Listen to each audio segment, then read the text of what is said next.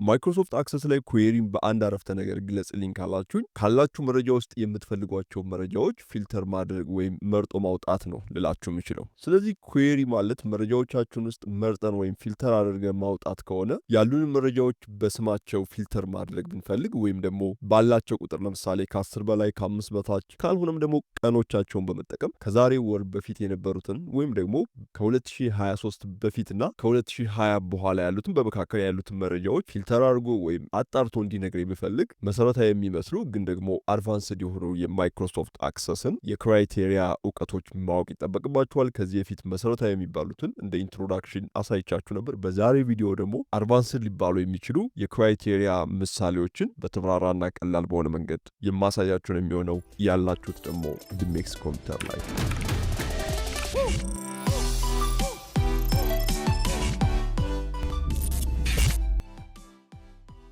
ማይክሮሶፍት አክሰስን ስንማር ቴብልን ካወቅን በኋላ በቀጣይ ማወቅ ያለብን ኩዌሪ ነው።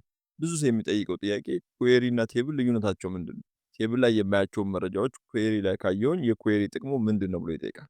ከዚህ በፊት በነበረው ቱቶሪያላችን ላይ እንዴት ነው ኩዌሪን ክሬት ማድረግ የምንችለው የሚለው ላይ ክሬት ታብ ውስጥ ገብተን ሁለት አይነት የኩዌሪ መፍጠሪያ መንገዶች አሉ፣ ኩዌሪ ዊዛርድ እና ኩዌሪ ዲዛይን። በዛኛው ቪዲዮ ግን ስለ ኩዌሪ ዲዛይንን ያየነው አዲስ ኩዌሪ ክሬት ማድረግ ስንፈልግ ኩዌሪ ዲዛይን ላይ በመግባት ከማንኛው ቴብል ውስጥ ኩዌሪ መፍጠር እንደምንችል የሚያስመርጠው ሾው ቴብል የሚለው ዊንዶው ሲመጣ ለምሳሌ ክሬት ማድረግ የምንፈልገው ከዚህኛው ቴብል ስቱደንት ሪጅ ኢንፎ ከሚለው ውስጥ ከሆነ ደብል ክሊክ በማድረግ ቴብል ማስገባት እችላለሁ። በዚህ ጊዜ እዚህ ላይ ያለው ስቱደንት ሪጅ ኢንፎ የሚለው ቴብል እዚህኛው ኩዌሪ ውስጥ ይገባል ማለት ነው። አሁን በዚህ ጊዜ እንደምታዩት እዚህ ውስጥ ያሉት የተለያዩ አይነት የፊልድ ስሞች አሉ። ለምሳሌ አንድ ፊልድ ማስገባት ፈልግ ስቱደንት አይዲ የሚለውን ደብል ክሊክ በማድረግ ማስገባት እችላለሁ። ወይም ደግሞ ለምሳሌ ስቱደንት ኔም የሚለውን እዚህ ላይ ቁጭ ባደርገው እና ዳታ ሺት ቪው ላይ ብገባ እንደምታዩት ሁለቱ ወደ ኩዌሪ ተላልፈዋል ማለት ነው። ከአንድ በላይ ፊልዶችን ማስገባት ከፈለግኩ ለምሳሌ ኤጅ ከሚለው ጀምሮ ኢዝ ፔድ ከሚለው ማስገባት ከፈለግኩ ሽፍት ኪቦርዳችሁ ላይ በመያዝ ክሊክ ብታደርጉት በአንድ ላይ ያደርግላችኋል። ይዛችሁ ወደ ግሪዳችሁ ማስገባት ትችላላችሁ። እንደምታዩት በጣም ብዙ ፊልዶችን ወደ ግሪድ አስገባው ማለት ነው። በአንድ ጊዜ መሰረት ከፈለጋችሁም እንደምታዩት የቀስት ምልክቷ ስትመጣ በዚህ መሰረት የምትፈልጉትን ያህል በመያዝ ዲሊትን ብትነኩት ያስገባችኋቸውን ፊልዶች ማጥፋት ትችላላችሁ። ነገር ግን የምትፈልጉት ሁሉንም እዚህ ላይ የተጠቀሱትን ሁሉንም ፊልዶች ከሆነ እዚህ ላይ የምታዩት አስትሪክስ ኪ ይዛችሁ ማስቀመጥ ወይም ደግሞ ደብል ክሊክ ማድረግ ትችላላችሁ። እንደምታዩት እዚህ ላይ ያለው ቴብል ስቱደንት ሪጅ ኢንፎ የሚለው እንዳለ ነው የገባው። ምክንያቱም ከኋላ በኩል የአስትሪክስ ኪ እዚች ላይ ስላለች ማለት ነው። አሁን ልዩነቱ ምንድን ነው? አሁን ለምሳሌ ዳታ ሺት ቪው ላይ ብገባ እንደምታዩት እዚህ ላይ ቴብል ውስጥ ያሉ መረጃዎች በሙሉ ወደ ኩዌሪ ተላልፈዋል ማለት ነው። አሁን ይሄኛውን ቴብል ብከፍተው እንደምታዩት በሁለቱ ቴብሎች መካከል ምንም አይነት ልዩነት የለም፣ እንዳለ ነው ያስተላልፍኩ ማለት ነው። ስለዚህ ኩዌሪ ላይ የአስትሪክስ ኪዋን ይዛችሁ በምታስገቡበት ጊዜ በሙሉ መረጃዎቹ ይተላለፋሉ ማለት ነው። አሁን ቅድም ያልኳችሁ ጥያቄ እዚህ ላይ ይመጣል። ለምሳሌ እዚህ ላይ ባለው ቴብል እና እዚህ ላይ ባለው ኩዌሪ መካከል ምንድነው ልዩነቱ? ምክንያቱም ሁለቱም የሚያሳዩት መረጃዎች አንድ አይነት። እንደዚህ አይነት ጥያቄ የሚጠይቁ ሰዎች ካሉ መልሱ ሊሆን የሚችለው ኩዌሪ መረጃዎችን ሊይዝ አይችልም። ቴብል እንደምታውቁት መረጃዎችን የማስቀመጫ ቋት ነው። የተለያዩ መረጃዎችን ማስገባት እንችላለን በፊልድ ኔማቸው መሰረት። ኩዌሪ ግን ቴብል ውስጥ ያለው መረጃ ማሳየት ነው እንጂ ማጠራቀም አይችልም። ቴብል ላይ ያለው መረጃ ከተቀየረ ኩዌሪ ላይ ያለው መረጃ ይቀየራል። በተመሳሳይ ኩዌሪ ላይ ያለው መረጃን ከቀየር ነው ቴብል ላይ ያለው መረጃም በተመሳሳይ ይቀየራል። ምክንያቱም ዋናው መረጃ ቴብል ውስጥ ስላለ ማለት። ለምሳሌ ቴብል ውስጥ በመግባት እድሜውን የቤቲን እድሜ 25 ባደርገው አሁን እዚህኛው ኩዌሪ ዋን የሚለው ውስጥ ብገባ ኦኬ ሪፍሬሽ ማድረግ አለብኝ። ሴቭ አድርገዋለሁ። ይሄኛውን ቴብል ዘግቼ እንደገና ከፍተዋለሁ። ኦኬ ኩዌሪ አንድን ብከፍተው እንደምታዩት እድሜው 25 ይላል ማለት። ለምሳሌ ስቱደንት ሪጅ ኢንፎ የሚለው ውስጥ በመግባት ሰፈሩ ሳሪስ ነበር፣ ቦሌ ቀየርኩት። ሴቭ አድርጌ በመውጣበት ሰዓት ኩዌሪ አንድ ውስጥ ስገባ እንደምታዩት ሰፈሩ ቦሌ ሆኗል ማለት። ስለዚህ ኩዌሪ ዋና ጥቅሙ ቴብል ውስጥ ያሉ መረጃዎች በምን መልኩ መታየት አለባቸው፣ ምን አይነት መስፈርት ይዘው ይታዩ፣ ማንኞቹ መረጃዎች ማንኞቹን ፊልዶች ላሳይ የሚለውን መርጠን ልክ ፊልተር እንደምናደርገው የምናስቀምጥበት መንገድ እንጂ በራሱ መረጃዎችን የሚያጠራቅም የማይክሮሶፍት አክሰስ ክፍል አይደለም ማለት። አብዛኛው ሰው መረጃዎችን ፊልተር ማድረግ ሲፈልግ በተለይ ማይክሮሶፍት አክሰስ የተማራችሁ ሰዎች ካላችሁ ለምሳሌ ስቱደንት ሪጅ ኢንፎ ቴብልን ከፍተዋለሁ። ኦታ ላይ ለምሳሌ ፊልተር ማድረግ ቢፈልግ አንድ ሰው እዚህ ላይ እንደምታዩት ሜል እና ፊሜል ጾታዎች ስላሉ ሁለቱም ብቻ የሚያሳየኝ ለምሳሌ ሜልን ብቻ ሳይ ብለው እንደምታዩት ከስር 93 መረጃዎች አሉ። እንደዚሁም አይ የምፈልገው ፊሜልን ነው ካልኩኝ እና ኦኬ ብለው በእንትኑ መሰረት 16 መረጃዎች ሴቶች አሉኝ ወይም 16 ሰልጣኞች አሉኝ ማለት ነው። ይሄ በጣም ቀላል የሚባለው የፊልተር አይነት ነው። እንደዚሁም ሆም ታብ ላይ ብትመጡ የተለያዩ የፊልተር አይነቶች አሉ። አድቫንስድ ፊልተር ላይ በመግባት ቁጥሮችን፣ ቴክስቶችን በቀላሉ ፊልተር ማድረግ ትችላላችሁ። ፊልተር ያደረጋችሁትን መረጃ ወደ ኩዌሪ መገልበጥ ትችላላችሁ። እንዴት ወደ ኩዌሪ እንደምትገለብጡ ደግሞ የማሳያችሁ ይሆናል። ፊልተር ያደረግነው መረጃ እዚህ ላይ ክሊር ፊልተር የሚለውን በመንካት ወይም ደግሞ ሰሌክት ኦል የሚለውን በመንካት ሙሉ መረጃዎቻችንን ማየት እንችላለን። በጣም ከባድ የሚያደርገው ለምሳሌ ክብደት የሚለው ቦታ ላይ ፊልተር ለማድረግ ሞክር። እንደምታዩት በጣም ብዙ አይነት ቁጥሮች ናቸው የሚመጡት።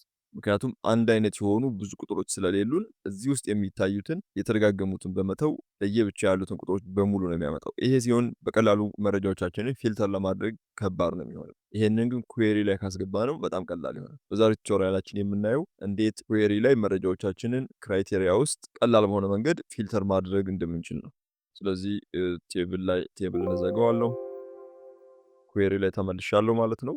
ለምሳሌ ስቱደንት ኔም የሚለውን ክራይቴሪያ ነኝ። ለምሳሌ ስቱደንት ኔም ውስጥ አቤል የሚባል ተማሪ ካለ ከዚህ በፊት እንዳልኳችሁ ክራይቴሪያ ላይ ስሞችን ስንጽፍ የግድ ደብል ኮቴሽን እና ላይክ ማስቀመጥ አለብን። ነገር ግን ደብል ኮቴሽን እና ላይኩን ማይክሮሶፍት አክሰስ ራሱ ስለሚያስገባልን ነው የምናልፈው እንጂ አንዳንድ ቦታዎች ላይክ ካላስገባችሁ የማይሰራ ካለ ከፊት ለፊት ላይክ ማስገባት ይኖርባቸዋል። አሁን በፊት ለፊት በኩል ክራይቴሪያ ላይ አቤል የሚል ካስገባው የግድ አቤል የሚባል ተማሪ ብቻ እንዲያሳይ እንፈልጋለሁ ማለት ነው። በዚህ ጊዜ ቪው የሚለውን ወደ ዳታ ሺት ቪው ሲቀይረው እንደምታዩት 2 አቤል የሚባሉ ተማሪዎች አሉ። የምዝገባ ቁጥር 6 እና 59 ላይ። በተጨማሪም አበበ የሚባል ተማሪ ካለ እሱንም እጨምራለሁ። አንድ አበበ የሚባል ተማሪ አለ። ይህ ማለት በጠቅላላው በሁለቱ ክራይቴሪያ መሰረት 3 ተማሪዎችን ያገኘልኝ ማለት። ለምሳሌ ማየት የፈለኩት በኤ የሚጀምሩ ተማሪዎችን ቢሆንስ?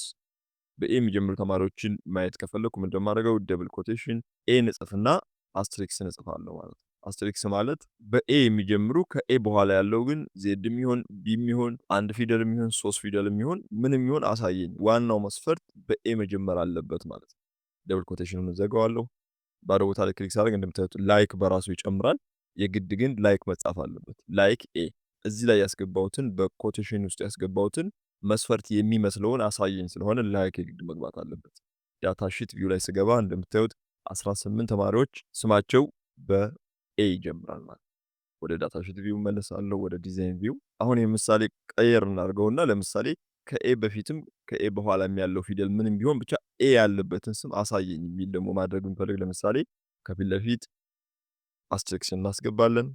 ኤ አስትሪክስ። ስለዚህ ኤ በሁለት አስትሪክሶች መሃል ስትሆን ከፊት ለፊት የፈለገውን ይሁን ከኋላም የፈለገውን ይሁን ብቻ መጀመሪያም ላይ መጨረሻም ላይ መሃልም ላይ ኤ የሚል ፊደል ያለባቸውን ስሞች አሳየኝ ማለት እንችላለን። ለምሳሌ ናርዶስ እንደምታዩት ሁለተኛ ላይ ነው ኤ ያለው። ሙልጌታ መጨረሻ ላይ ነው ኤ። አቤል መጀመሪያ ላይ ነው ኤ። ስለዚህ በየትኛውም መንገድ ኤ ያለበትን ስሞች እንዲያሳየን የጠየቅኩት 83 ስሞች ስማቸው ላይ ኤ አለ ማለት ነው። ወደ ዲዛይን ቪው መለሳለሁ። ለምሳሌ ዲስታንስ፣ እስካሁን ዲስታንስ ላይ ደግሞ ክራይቴሪያዎችን ማስገባት እንችላለን። ለምሳሌ ዲስታንስ እንደምታውቁት የሚቀመጠው በቁጥር ነው። ከማሰልጠኛ ተቋሙ ያለው ኪሎ ሜትር በቁጥር ስለሆነ የሚቀመጠው የቁጥር ክራይቴሪያዎችን እንስራ። ለምሳሌ የቁጥር ክራይቴሪያዎች ሊሆን የሚችለው ይበልጣል ከ10 ኪሎ ሜትር በላይ ርቀት ያላቸውን ተማሪዎች አሳየኝ ከሆነ ለምሳሌ ይበልጣል ከ10 አስቀምጥለታለሁ። ግሬተር ዛን 10 11 ነው የመጨረሻው ኪሎ ሜትር የሚርቀው። ስለዚህ 11 የሆኑትን ተማሪዎች ያሳየኛል ማለት ነው። ግሬተር ዛን ኦር ኢኳል ቱ 5። ይሄ ማለት ደግሞ 5 እና ከ5 በላይ። አሁን ለምሳሌ ግሬተር ዛን ካደረኩት 5ን አይጨምርም ማለት ነው። ግሬተር ዛን ኦር ኢኳል ቱ ከሆነ ደግሞ 5ን ይጨምራል። ሂሳብ ላይ ስትማሩ እንደምታውቁት ግሬተር ዛን ኦር ኢኳል ቱ ሲጻፍ ይበልጣል ከስር አንድ ጭረት ነው የሚቀመጠው። ነገር ግን በማይክሮሶፍት ኤክሴል ጊዜ ይበልጣል ወይ እኩል ይሆናል እንግሊዝኛውን ነው የምትከተሉት። ግሬተር ዛን ሲል የይበልጣል ምልክት ታስቀምጣላችሁ። ኦር ኢኳል ቱ ከዛ የእኩል ይሆናል ምልክት ታስቀምጣላችሁ ማለት ነው። ግሬተር ዛን ኦር ኢኳል ቱ ሲጻፍ እንደዚህ። አንዳንድ ሰዎች ግሬተር ዛን ኦር ኢኳል ቱን ሲጽፉ እኩል ይሆናል እና ይበልጣልን ይጽፋሉ። እኩል ይሆናል ከፊት ከሆነ ፈንክሽኑ አይሰራም ማለት። አሁን 5 እና ከ5 በላይ የሆኑ ርቀት ያላቸውን ተማሪዎች ማየት ከፈለኩ እንደምታዩት ወደ 71 ተማሪዎች አሉ። እዚህ ውስጥ አሁን 5 የሚል ካለ ይሄው እንደምታዩት 5ም ስለሚያካትት 5 ይታያል ማለት ነው። እመልሰዋለሁ። ለምሳሌ 5 ያልሆኑ ሲሆን ይሄ ማለት ኖት ኢኳል ቱ የምንለውን በሂሳብ ቋንቋ እሱን ማየት እንፈልግ። በማይክሮሶፍት ኤክሴል ኖት ኢኳል ቱ የሚባለው እኩል ይሆናልና እኩል ይሆናል መሰረዝ አይደለም። እሱ በሂሳብ ቋንቋ ነው። በማይክሮሶፍት አክሰስ ቋንቋ ኖት ኢኳል ቱ ሲጻፍ ለዛን ግሬተር ዛን 5 ነው። ይህ ማለት 5 ኖት ኢኳል ቱ 5 ማለት ነው። ወይም ደግሞ 5ን አያካትትም። 6 ሊሆን ይችላል፣ 4 ሊሆን ይችላል፣ 11 ሊሆን ይችላል። ነገር ግን ኖት ኢኳል ቱ 5 ከ5 ጋር እኩል ያልሆኑትን አሳየኝ ማለት ነው። በዚህ ሰዓት ቪው ብገባ እንደምታዩት ሁሉም 6፣ 4፣ 7፣ 11፣ 2 እዚህ ውስጥ አሁን 5 ልታገኙ አትችሉም ማለት ነው። ሌላኛው ለምሳሌ በቀን ማየት ብፈልግ ዴት እዚህ ውስጥ ዴት ፊልዶችን ላስገባ፣ ሬጂስትሬሽን ዴትን እዚህ ውስጥ ላስገባው። እንደምታዩት ዴቶች ገብተዋል።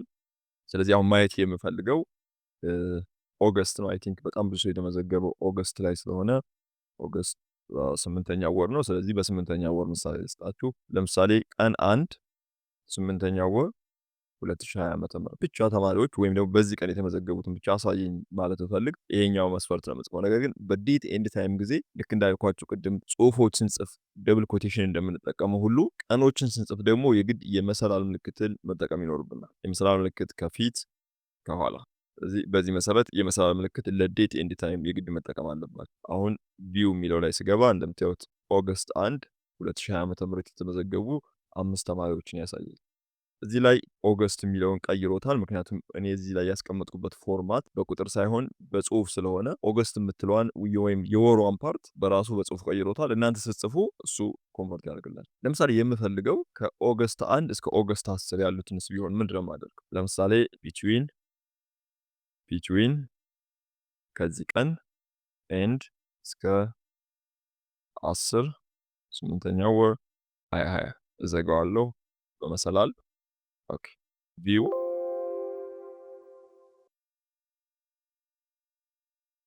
ኦኬ እዚህ ጋር አይ ቲንክ ደብል ኮቴሽን ስላለ ነው። እሺ እሷን አጠፋለታለሁ። ኦኬ አሁን ለቆልኛል። ቪው እንደምታዩት በ1 ኦገስት 1 ኦገስት 8 ኦገስት 7 በሙሉ ኦገስት ላይ ነው ያለው 41 ሰልጣኞች አሉን ማለት ነው። አሁን ይሄኛውን ክራይቴሪያ ብናጠፋው ከሴፕቴምበር ሌሎች ሰልጣኞችም አሉ። እንደምታዩት እዚህ ላይ ያሉ ሴፕቴምበር ያሉ ሰልጣኞች አልመጡም። ምክንያቱም የቅድሙ መስፈርት ስለማይመለከታቸው ማለት ነው። ኦኬ ካት ያደረኩትን የቅድሙን ልመልሰው። አሁን እንደዚህ ያደርጋችሁ ስትጽፉ ለምሳሌ እዚህ ላይ አይታያችሁም። እንደምታዩት እዚህ ላይ ይዛችሁ መጎተት ትችላላችሁ። አሁንም አይታይም። እንደዚህ ረዘም ያለ ኤክስፕሬሽኖች በምትጽፉ ጊዜ እንደምታደርጉት ቦታው ላይ ራይት ክሊክ በማድረግ ዙም ማድረግ ትችላላችሁ። ዙም በምታደርጉበት ሰዓት የምትፈልጉትን በጣም ረዥም የሆነ ክራይቴሪያ ቢሆን እንኳ እሱን መጻፍ ትችላላችሁ። የማይታያችሁ ከሆነ ደግሞ ፎንት ላይ በመግባት ፎንቱን ለምሳሌ 16 ባደርገው ቦልድ ኦኬ እንደምታዩት በደንብ ይታያችኋል ማለት ነው። በዚህ መሰረት የምትፈልጉት ለእይታ በመስጠት ክራይቴሪያችሁን ማስገባት ትችላላችሁ። ኦኬ ብዬ እወጣለሁ። ቪው በዛሬው ቱቶሪያላችን ስለ ክራይቴሪያ አየን። ስለ ክራይቴሪያ በጣም ሰፊ ሀሳብ ነው ያለው። እንዳልኳችሁ ማይክሮሶፍት አክሰስ ላይ እኔ አሁን ቤዚኩን እንደ ቢጊነር ኮርስ ቤዚክ የሚባለው ነው እያሳያችሁ ያለሁት። በራሳችሁ ጥረት ደግሞ በጣም ብዙ ነገር መስራት ትችላላችሁ። ሃንዳውቶች ሰርች አስቀምጣለሁ። የምትፈልጉ ካላችሁ ኢሜል አደርግላችኋለሁ። ከዚህ በፊት ያያያችኋቸው ኮርሶች ካሉ እነሱን ኮርሶች ተመልከቱ። ሳስተምር ከዚህ በፊት እንዳልነው የምታስታውሱ ከሆነ የሚሉትን ቃላቶች የምጠቀመው ምን ያህል ራሳችሁን አዘጋጅታችኋል የሚለውን እንድትፈትኑበት ነው። ምክንያቱም ከዚህ በፊት እንዳየነው የምታስታውሱ ከሆነ ብዬ ሀሳቡን ልገልጽ በምንዘጋጅበት ጊዜ እናንተ ኦኬ ይሄን ነገር አስታውሰዋለሁ፣ አዎ ይሄ ነገር ከዚህ በፊት አስተምሯል እንድትሉ ራሳችሁን እንድጠይቁ ነው። ነገር ግን ከዚህ በፊት እንዳየ ነው ስል እናንተ ያን ነገር የማታስታውሱ ከሆነ ቱቶሪያሉን ስታዩ በደንብ አልገባችሁም ወይ ደግሞ በደንብ አልተከታተላችሁም ማለት ነው። ስለዚህ በዚህ መልኩ ራሳችሁን እየጠየቃችሁ ቱቶሪያሎቹን እየተመለከታችሁ ፕራክቲስ እያደረጋችሁ ማይክሮሶፍት አክሰስ ላይ ማወቅ የምትፈልጉትን ነገር ማወቅ ትችላላችሁ። እኔ ከማስተምረው በላይ ግን የራሳችሁ ጥረት ወሳኝ ነው። ምክንያቱም እኔ ማይክሮሶፍት አክሰስ አሁን የማስተምራቸውን ትምህርት ማንም ሰው አላስተማረኝም። ከሀ እስከ ፐ ራሴ ነኝ የተማርኩ። ስለዚህ እናንተም ከጣራችሁ ማይክሮሶፍት አክሰስን የመማር ፍላጎቱ ካላችሁና ጊዜያችሁን እዛ ላይ ካጠፋችሁ ከኔ የተሻለ ብዙ ነገሮችን መማር ትችላላችሁ ማለት። ስለዚህ የዛሬው ቱቶሪያላችን ይሄን ይመስል ነበር። በቀጣይ ቱቶሪያላችን ስለ ጆይን ፕሮፐርቲዎች የምናይ ይሆናል። የዛሬ ቪዲዮ ግን ይህን ይመስላል። ዚዙ ድሜክስ ነበርኩ። ባባይ